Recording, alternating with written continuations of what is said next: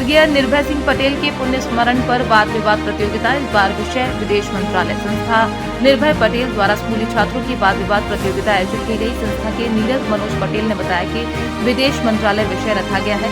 प्रतियोगिता में 18 स्कूलों के 36 बच्चों ने हिस्सा लिया है।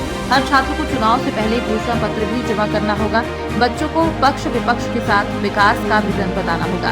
विजेताओं को निर्भय सिंह पटेल पुण्यतिथि पर करेंगे पुरस्कृत। सिंगल राउंड में 3 जज भाषा और घोषणा पत्र के आधार पर निर्णय देंगे। मैं वाणी की राजदूत हूँ, सच पर मरने वाली हूँ। मैं वाणी की राजदूत हूँ, सच पर मरने वाली हूँ। जी हाँ, गलत को गलत कहने की हिम्मत करने वाली हूँ। गलत को गलत कहने की हिम्मत करने वाली हूँ। जिस देश ने हजारों वर्षों तक दुनिया को ज्ञान दिया, आज अगर वही देश दुनिया के फैसले का इंतजार करेगा तो यह हमारी कमजोरी नहीं, हमारी आत्मा के साथ अन्याय है। माननीय अध्यक्ष महोदय, निर्णायक गण और मेरे सभी साथियों, आज मैं इस विषय के विपक्ष में खड़ी हूँ और शुरुआत एक ऐसे सवाल के साथ करना चाहती हूँ जिसका जवाब शायद असहज हो। क्या हमारी वर्तमान विदेश नीति 2047 के विकसित भारत की जरूरतों जितनी आक्रामक, दूरदर्शी और परिणाम केंद्रित है? मेरा उत्तर है अभी नहीं, क्योंकि हमें यह समझना होगा कि विदेश नीति केवल दूसरे देशों से संबंध बनाने की कला नहीं है, बल्कि विदेश नीति अपने राष्ट्र के भविष्य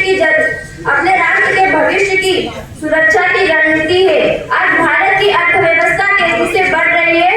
विश्व बैंक के अनुसार FY 2024-25 में भारत की आर्थिक वृद्धि लगभग 6.5% रही और निर्यात वृद्धि भी तेज हुई। लेकिन सवाल यह है कि क्या केवल GDP की तेज वृद्धि भारत को विकसित राष्ट्र बनाएगी?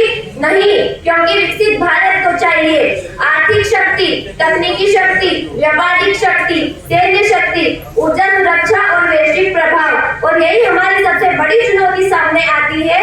2024 में भारत का कुल निर्यात लगभग 434 अरब डॉलर रहा, वहीं भारत का आयात लगभग 689 अरब डॉलर था, यानी लगभग 263 अरब डॉलर का घाटा। अब सोचिए, अगर हमें दुनिया की महाशक्ति बनना है तो क्या हमें केवल दुनिया से खरीदने वाला राष्ट्र बनकर रहना होगा? हमें दुनिया का बाजार नहीं, दुनिया का कारखाना, तकनीकी केंद्र और समाधान केंद्र बनना होगा। और यही हमारे अगले 10 वर्षों की विदेश नीति की चुनौती है। जैसे पहले डिबेट हुआ करती थी, उसमें से थोड़ा सा हमने ऐसे आगे बढ़ाया है।